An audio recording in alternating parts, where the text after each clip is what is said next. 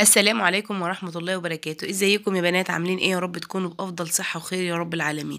النهاردة ان شاء الله هعمل معاكم ريفيو عن لمامة الوبرة. طبعا هي ترند جدا. اسفة ان هي جاية متأخر، الفيديو انا مصوراه من زمان، بس بقى لظروف طارئة وكمان صحتي كنت تعبانة الفترة اللي فاتت وكده، حتى لسه باين على صوتي، فعشان كده مش قادر ان انا اعمل لكم الريفيو. فالشتاء قرب يخلص وانا لسه ما عملتلكوش الريفيو، هقول لكم كل حاجة عنه بالتفصيل. بس قبل ما نبدأ الفيديو ما ننساش نصلي على الرسول، اللهم صل وسلم وزد وبارك عليك يا حبيبي يا رسول الله. ما تنسونيش بقى بدعوة حلوة كده من قلبكم. ويلا بينا نشوف لمامة الوبرة دي نظامها ايه. اولا كده انا مستخدماها قبل كده علشان اعرف هي كويسة ولا لا، علشان لو مش كويسة اقول لكم في بوست صغير. لو كويسة وتستاهل، معنى كده اللي انا عملت لها الفيديو يعني هي فعلا تستاهل، وبصراحة حقها فيها. وهتشوفوا معايا دلوقتي القطعة اللي تحت ديت زي ما انتم شايفين بتتضغط كده، دي اللي بتلم الوبرة. والقطعة اللي فوق اللي شفافة دي بتشيليها وبعد كده بتبدأي تستخدميها. انا هنا بقول لكم ان هي لها جاي معاها قطعة 2 غيار. القطعة اللي هي عاملة زي الموز دي تلات جهات كده، وفي معاها واحدة تانية برضو جاية معاها اللي هي تحت دي. وهي ميزة لمامة الوبر دي يا بنات ان هي بالشاحن بتتشحن، فطبعا بتكون احسن من البطارية بكتير. دي القطعة التانية اللي انا بقول لكم عليها. على فكرة سوكاني نزلت اشكال تانية منها، بس انا بصراحة انا ما جربتش الا دي وديت، يعني اقول لكم عنها ان هي فوق الوصف، يعني ممتازة جدا جدا جدا. احلى كمان من اللي بتشحن البطارية، لان البطارية لو اتهلكت خلاص هنحتاج بقى ان احنا نجيب بطارية تانية وكده. ولكن دي اللي هي بتتشحن بصراحة حلوة جدا جدا.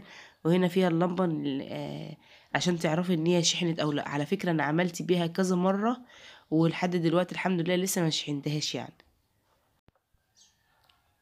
دي جاي معاها الفرشة علشان لما تخلصي بقى من انك تشيلي بيها الوبر اللي بتبقى على الهدوم، الحاجات الصوف.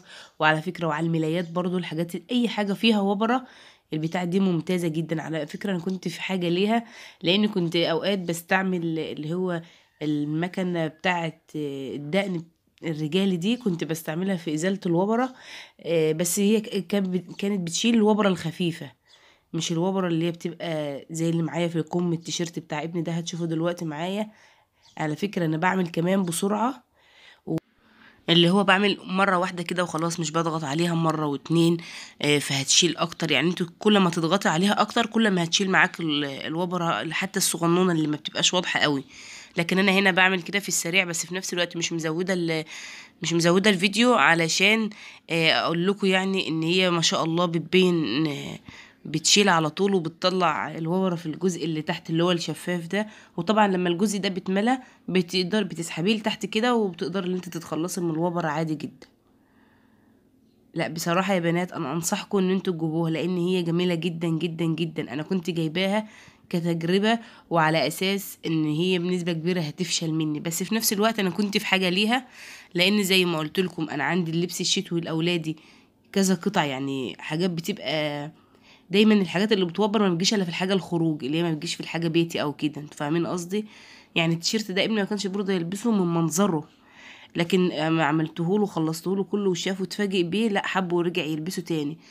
ثانيا انا عندي الملايات برضو بتاعتي بتاع السرير موبره، فكنت بجيب لها المكنه دي اللي هي المكنه بتاع الحلاقه بتاع الرجال دي. كنت بشيل بيها، بس ما كانتش بصراحه بتشيل كتير زي ما قلت، كانت ضعيفه، بتشيل الوبره الخفيفه. لكن دي ما شاء الله بتشيل الوبره اللي هي الكبيره وبتشيل الوبره الصغيره كمان. اصلا انتوا هتشوفوا دلوقتي الفرق في التيشيرت، يعني الفرق رهيب. التيشيرت فعلا رجع جديد. كان عندي برضو ترنج البنوتي، الترنج ده لونه فاتح، لونه اصفر، فالوبرة لونها غامق. لو تلاحظ الوبرة بتبقى عكس القماش، يعني لو القماشة لونها فاتح الوبرة بتبقى غامقة، لو القماشة لونها غامق الوبرة بتبقى فاتحة. زي التيشيرت ده كده موبر ابيض وهو لونه كحلي. فكان كان نفسي اوريكم الترنج ده برضو وانا بعمله، بس انا هو ما كانش متوفر معايا في الوقت اللي انا بصور فيه. بصراحه لما شلت لها الوبره من عليه خالص، في الكمام والوش في الصدر بتاعها كده، بصراحه يعني الفرق كان فظيع ورجع جديد، يعني زي الجديد بالظبط، زي ما كل لسه بتلبسه اول مره. انا هنا بعمل جزء بسيط حتى في الكم، واظن الفرق واضح يعني.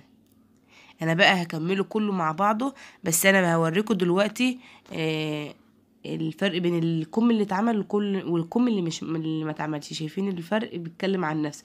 وزي ما قلت لكم انا كمان ممكن اقرر على الكم اللي انا عاملاه هيشيل، لو في بعض الوبره لسه موجوده هيشيلها، لكن انا كنت بعمل حاجات بسيطه عشان تشوفوا الفرق. احنا طبعا ممكن تكونوا سمعتوا عن اللي هي لمامة الوبرة دي، هي من سكاني، من شركة سكاني، اكيد سمعتوا عنها على الفيسبوك، يعني عامل قلبان. فانا كنت جايباها والحمد لله الحمد لله، يعني فلوسها ما اترمتش هدر. هوريكم برضو هنا دلوقتي، هنا الوش من الملاية بتاعتي. نسيت اقول لكم سعرها يا بنات. هي سعرها كان قبل 3 شهور او شهرين ونص كده، انا جايباها زي ما قلت لكم بقاله فترة. حوالي كان ب120 جنيه، كانت ب120 جنيه. فالله اعلم بقى، احنا في خلال الشهرين دولت الدنيا زادت كذا مرة، الدنيا غلت جدا، فممكن تكون وصلت 130، ممكن زي ما هي، ممكن 150، الله اعلم. بس حتى لو بالسعر اللي انا قلت لكم عليه او زادت حاجة بسيطة، لو انت محتاجاها انصحك انك تجيبيها، لاني هي بصراحة ما فيش غنى عنها، وحلوة قوي كمان ان هو جاي معاها قطع الغيار التانية. ويعني لو لا قدر الله دي باظت او نعمت او حاجة، في قطعة تانية. يكفي ان هي بتحيي لنا القطع اللي احنا بنستعملها، يعني الهدوم اللي احنا بنعملها بيها بترجعها لنا جديده.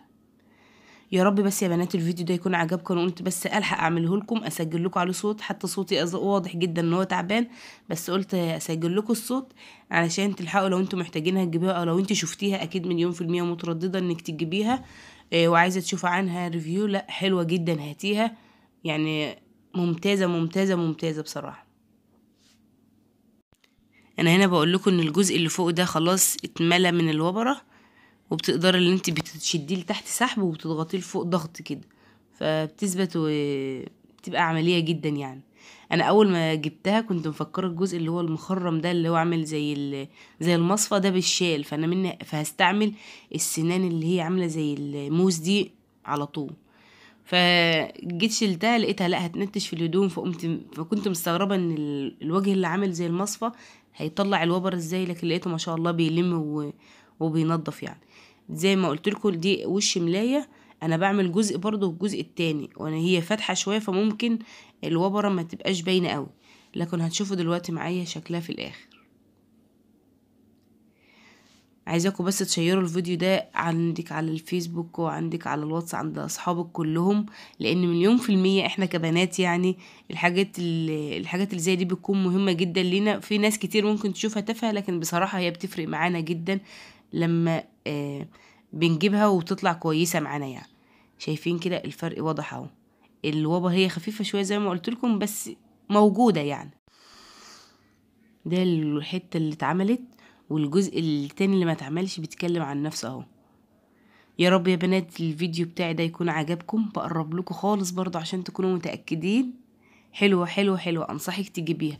زي ما قلت لكم كانت وقتها ب120 جنيه، سعرها دلوقتي زاد من نفس السعر. حلوة جدا. يا رب بس يكون الفيديو بتاعي ده عجبكم.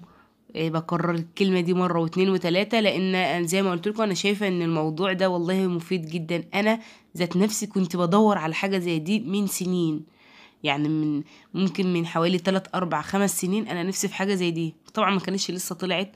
كان في بقى اشكال من سكاني، على فكرة السكاني دي طلعت كذا شكل، بس في منها بالبطارية، فانصحك تجيبي اللي هي بالشاحن دي. سيبك من البطارية خالص، مش عملية وعمرها بيكون قصير. كده يا بنات يكون الفيديو بتاعي خلص معاكم. اشوفكم على خير في فيديو جديد، هتوحشوني جدا جدا، ومع الف مليون سلامة. ومتنسونيش بدعوة حلوة من قلبكم. سلام.